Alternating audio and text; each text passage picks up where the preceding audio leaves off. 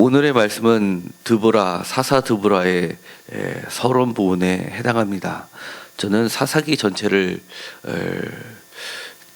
다시 한번 보면서 사사기 전체 중에서 제 개인적으로는 가장 꽃은 바로 이 드보라와 바락과 이 여인들의 이야기가 가장 아름다운 사사기의 가장 아름다운 이야기로 보여집니다. 특히 17절에 나와 있는 헤벨의 아내 야엘의 이야기, 그 다음에 여선지자 드보라의 이야기는 정말 꽃 중의 꽃이라고 할 수 있습니다. 무려 4장과 5장 2장에 걸쳐서 나와 있고요. 똑같은 이야기 같지만 4장은 산문 형식으로 되어 있고 5장은 노래 형식으로 되어 있습니다. 그러니까 이것을 보는 관점들이 약간의 차이가 있긴 하지만 두 이야기가 사실은 서로 빠져있는 이야기들이 보충이 되어 있습니다. 그래서 4장도 4장 나름대로, 그리고 5장도 5장 나름대로 모두 다 읽어야지만 사사 드보라 이야기 전체가 짜맞추게 됩니다. 혹자들은 5장이 노래 형식으로 돼 있어서 훨씬 더 오래된 이야기라고 보는 학자들도 있고, 반대로 4장이 오히려 오래된 이야기라고 보는 부분도 있습니다. 제 개인적으로는 5장이 더 오래된 이야기로 보고 있고, 그렇지만 이 노래를 구성하고 있는 그 이면의 줄거리는 역시 산문을 통해 하지만 사실 우리가 이해할 수 있기 때문에 4장 가운데서도 최종적으로는 후대일지 모르지만 들어가 있는 내용 자체는 노래 이야기와 동시대로 볼 수밖에 없다고 보여집니다. 먼저 서론 부분입니다. 여기서도 또라는 이야기가 1절에 반복되고 있습니다. 그러니까 이 또라는 이야기는 중요하다고 말씀을 드렸습니다. 이렇게 끊임없이 여호와 앞에서 악을 행하는 그들의 모습을 지적하고 있고, 또 끊임없이 그들을 아끼고 사랑하고 구원해 주시는 하나님의 사역을 한 글자로 표현해 주고 있습니다. 에봇이 죽으니 이스라엘 자손이 또 여호와의 목전에 악을 행하매 2절입니다. 여호와께서 하설에서 통치하는 가나안 왕 야빈의 손에 그들을 파셨으니 그의 군대 장관은 하롯의 탁고임에 거주하는 시스라요라고 되어 있습니다. 이 2절의 이야기는 전체적인 윤곽을 결정하는 프레임과 같습니다. 등장인물들이 나오게 되는데요. 하설에서 통치하는 가나안은 야빈이 왕의 이름입니다. 그러니까 가나안 땅에 여러 나라들이 있었는데 그 지역은 하설이라고 되어 있습니다. 그런데 이 하설이라는 지역을 보면은 여호수아서 11장을 잠깐 보도록 하겠습니다. 여호수아서 11장입니다.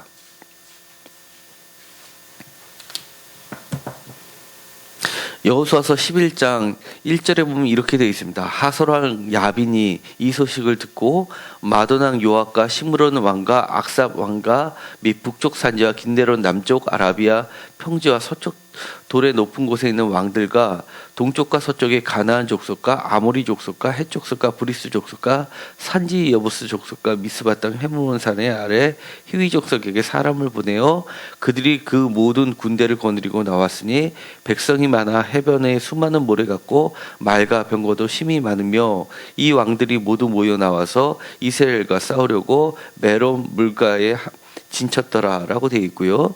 그래서 이 함께 모인 자들을 바로 여호수아가 메론 물가에서 하나님의 능력을, 하나님의 힘을 힘입어서 8절에 보면 미스르본 마하니까지 추격하고 동쪽으로는 미스바 골짜기까지 추격하여 한 사람도 남기지 않고 쳐 죽이니 라고 되어 있습니다. 그러니까 이 하설 땅에 있는 왕의 이름 야빈이라는 사람은 아마 야빈은 왕조의 이름으로 보여지게 됩니다. 이 북쪽의 나라들, 북쪽의 나라들하고 굉장히 긴밀한 관계를 유지하고 있고 상당히 우위에 있었던 왕으로 보입니다. 그래서 이 사람이 부르면 주변의 작은 나라들도 다 함께 모여야 될 정도로 힘센 왕이었던 것으로 보이는데 이 하솔왕 야빈은 여호수아 때 이미 모두 불사르고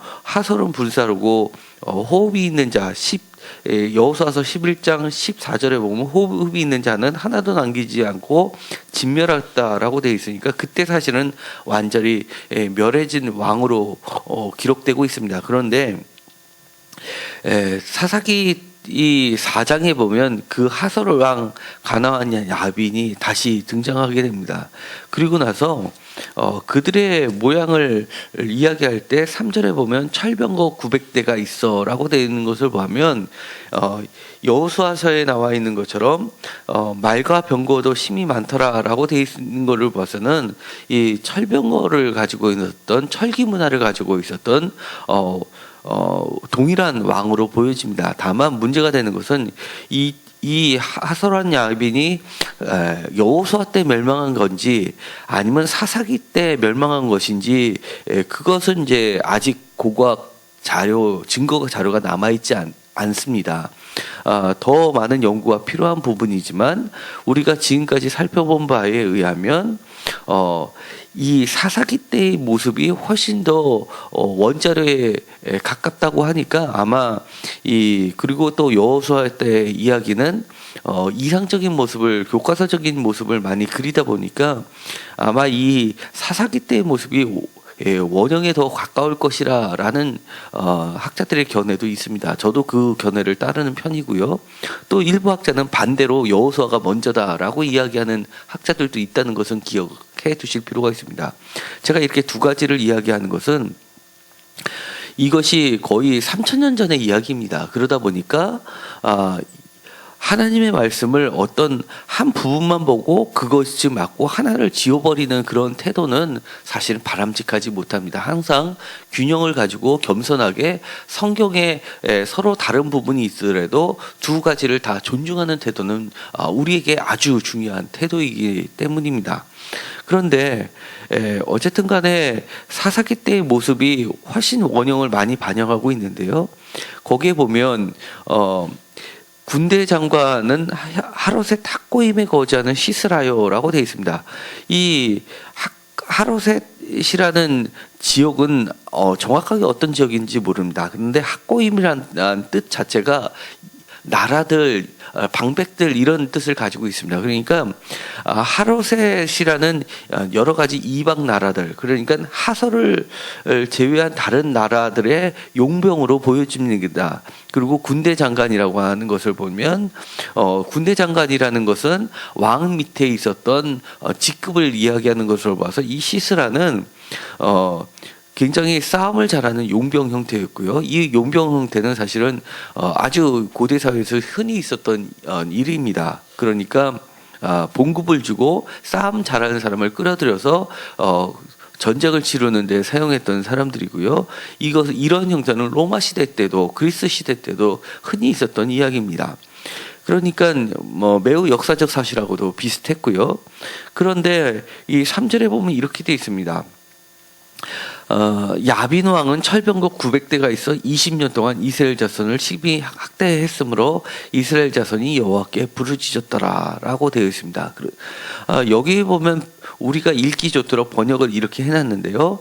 원어를 보면 이 순서가 바뀌어 있습니다. 여호와께 이스라엘 자손이 여호와께 부르짖었더라가 먼저 나와 있고요. 그 다음에 왜냐하면이라는 말이 들어가 있고 야빈 왕은 철병거 900대가 있었기 때문입니다. 그 결과 그들은 20년 동안 이스라엘 자손을 심히 학대했습니다. 이렇게 되어 있습니다. 원어는요. 그런데 이제 이렇게 하다 보면 뚝뚝 끊어지니까 이렇게 우리가 이해하기 쉽도록 이렇게 번역을 해놨는데요. 자연스럽게 이 이야기를 다시 한번 보면 이렇습니다. 그들이 여호와께 부르짖었던 이유 두 가지를 이야기하는 겁니다. 하나는 야빙왕은 철병거 900대가 있었다라는 것을 이유를 들고 있습니다. 그들이 지배를 받는 이유가 철병거 900대가 있어서 우리들이 지배를 받았고, 그 다음에 그 결과로 우리들이 20년 동안 그들이 이스라엘 자손을 심히 학대하게 만든 하나님을 원망했다는 뜻이 내포되고 있다는 겁니다. 그런데 1절에 보면 이렇게 되어 있습니다. 이스라엘 자손이 또 여호와의 목전에서 악을 행함에 또 악을 행함에 원인을 이야기합니다. 그 결과 2절이 여호와께서 하슬에서 통치하는 가나안 야빈의 손에 그들을 파셨으니라고 되어 있습니다. 그러니까 이 파셨다라는 말은 노예로 팔았다는 말하고 똑같을 때 쓰던 파셨다의 의미입니다. 그러니까 이것은 나라와 나라 사이 간에 팔았었다는 얘기는 종주국으로 만들었다라는 이 의미가 됩니다. 그러니까 이스라엘 사람들은 하솔왕 야빈의 그 피지배를 받으면서 철저하게 종노릇을 하고 노예처럼 모든 것을 팔리는 존재가 되었다라고 하는데, 그 사실을 이스라엘 사람들은 하나님께 원망했다라고 볼 수가 있는 겁니다. 이 이야기는 그들의 여호와께 간구하는 태도에 있어서도 그들이 얼마나 하나님을 목전에서 악을 행하던 태도가 고난을 받으면서도 달라지지 않는지를 드러내는 말입니다. 왜냐하면 그들의 눈에 있어서는 자신들이 하나님 앞에 악을 행하였기 때문에 지배를 받는 것이 아니라 그들은 청령거가 있었기 때문에 우리들은 지배를 받는다고 생각을 했던 겁니다. 그리고 그러한 사건을 하나님께서 허락을 해주셨기 때문에 우리가 이렇게 심히 학대를 받았다라고 하나님께 원망을 하는 겁니다. 바로 이것을 하나님께서는 지적을 해주시는 겁니다. 우리가 때로는 우리가 뭔가 부족하다는 것은 환경이 우리보다 더 힘센 환경을 그들은 갖고 있었기 때문에 우리가 저들보다 더 나은 환경만 있다면 우리는 이런 어려움을 겪지 않을 텐데 라고 생각할 수가 있다는 겁니다. 그런데 하나님은 그렇지 않다는 겁니다. 환경 때문에 너희가 당하는 고통이 아니라 그보다 근본적인 거, 너희들이 하나님 앞에서 올바르지 않기 때문에 그것을 당한다라고, 그것을 하나님이 허락해 주셨다라고 지적하고 계시는 겁니다. 그렇기 때문에 4절에 보면 그때라고 하면서 라피도스의 아내 여선지자 드보라가 이스라엘 사사가 되었는데 라고 하면서, 라피도시라는 것은 원어로는 라피도시인데 그것을 뜻은 이렇게 램프하고 똑같은 뜻입니다. 램프 또는 횃불 또는 복수를 쓰면 번개라는 의미를 가지고 있습니다. 그러니까 여선지자 드보라 의 의미는 마치 횃불을 비추는 듯한, 새로운 빗줄기를 비추는 듯한 하나님의 빗줄기가 비춰지는 선지자 드보라라고 하는 겁니다. 하필이면 왜 여선지자라고 할까요? 왜냐하면 남자 선지자가 아니라 그 정도로 아무런 힘도 발휘하지 못하는 사람을 들어서라도 하나님의 빛을 비춰준다라는 의미를 가지고 있는 겁니다. 이스라엘 자손이라고 하면 남자들만 계수가 됐습니다. 그런데도 불구하고 그 남자들은 전부 다 하나님을 이렇게 원망을 하는데, 하나님은 반대로 여성을 들어서 참 빛을, 하나님의 참 뜻을 드러내는 존재로서 여기서 나타내고 있는 겁니다. 그러니까 얼마나 이스라엘 사람들이 어두웠는지를 이야기하고 있습니다. 그리고 그들이 지배했던 것도 3절에 보면 20년입니다. 20년이라는 것은 지금까지 보면 가장 길게 지배를 받습니다. 예를 들어서 첫 번째 사사일 때만 하더라도 사사 온니엘 같은 경우에는 3장에 보시면 8절에 보면 8년 동안 지배를 받게 됩니다. 그리고 두 번째 사사 에웃 때는 3장 14절에 보면 18년 동안 지배를 받습니다. 그런데 이 4장에 가면은 이들이 20년 동안 받게 되는 겁니다. 그러니까 하나님의 진노가 점점 강도가 세지는데도 불구하고 그들은 그것을 제대로 알아차리지 못하고 있다는 것을 경고하고 있는 겁니다. 이제 서론적인 부분만 말씀을 드렸습니다. 이제 우리가 정리를 하려고 하는데, 그것은 우리의 눈이 하나님의 관점을 통해서 세상을 봐야 된다는 것을 이야기하고 있습니다. 우리들이 환경만 좋으면 내가 복을 받는 거라고 생각하고 하나님 앞에서 내가 올바르다고 생각하고 있는데, 하나님은 그건 아니야 라고 이야기를 하는 겁니다. 너희들이 철병거가 가졌더라면 하나님께 복을 받고 평화가 있었을 텐데 그것도 아니야 라고 이야기하는 겁니다. 진정한 평화는 하나님이 철병거가 없어도 너희들이 하나님 앞에 바로 서기만 하면 철병거를 가졌던 자들로부터도 평화를 주시는 분이 하나님이야 라고 이야기를 하는 겁니다.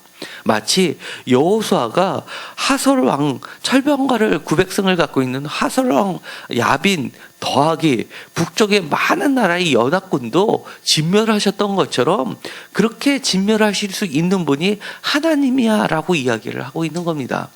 이제는 우리가 우리의 환경이 좀 나아지고 돈을 많이 벌고 좀 부유해졌다고 내가 하나님 앞에 올바르게 잘 생활을 했으니까 이렇게 복을 주셨지라고 생각하는 그 관점부터를 우리는 버려야 됩니다.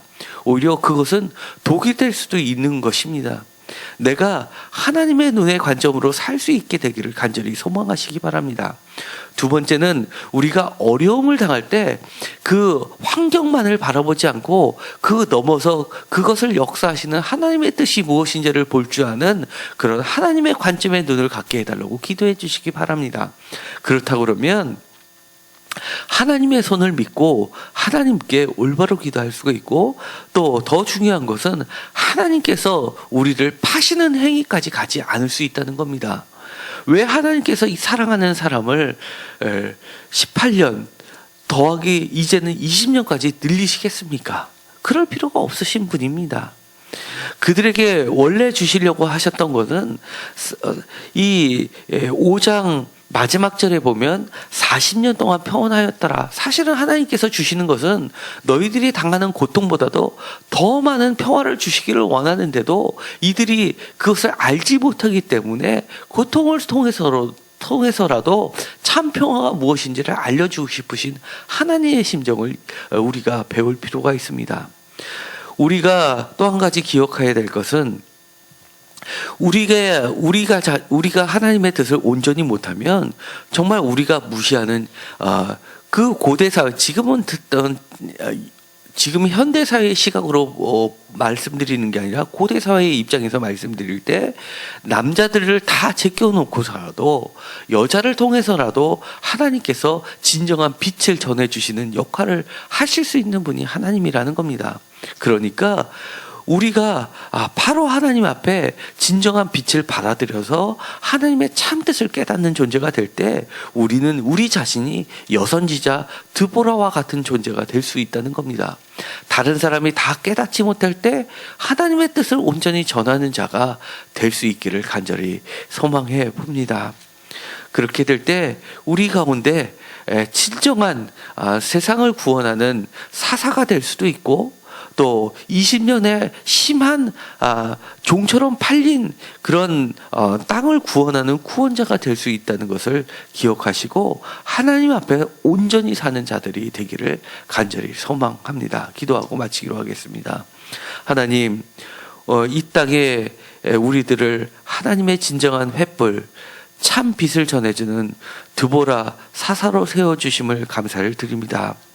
사람들이 모르다 하더라도 우리도 함께 휩쓸려가는 그런 남자들의 대열에 끼지 않게 하여 주시옵시고, 참빛을 전해주는 정말 성령과 같은 여성 존재가 될 수 있게 하여 주옵소서. 우리가 환경을 탓하는 자가 되지 않게 하여 주시옵시고, 환경을 넘어서 하나님 앞에 온전히 서는 자들이 되게 하여 주옵소서. 행여나 우리가 어려움을 당할 때 우리에게 철병거한 구백성이 있었더라면 이런 일을 당하지 않았을 텐데라고 하나님께 기도하는 자가 되지 않게 하여 주시옵시고, 하나님 앞에 올바로 서는 자가 되게 하시고, 환경을 뛰어넘어 그 철병거를 완전히 무너뜨릴 수 있는 하나님의 손을 기대하는 자들이 되게 하여 주옵소서. 예수님의 이름으로 기도드렸습니다. 아멘.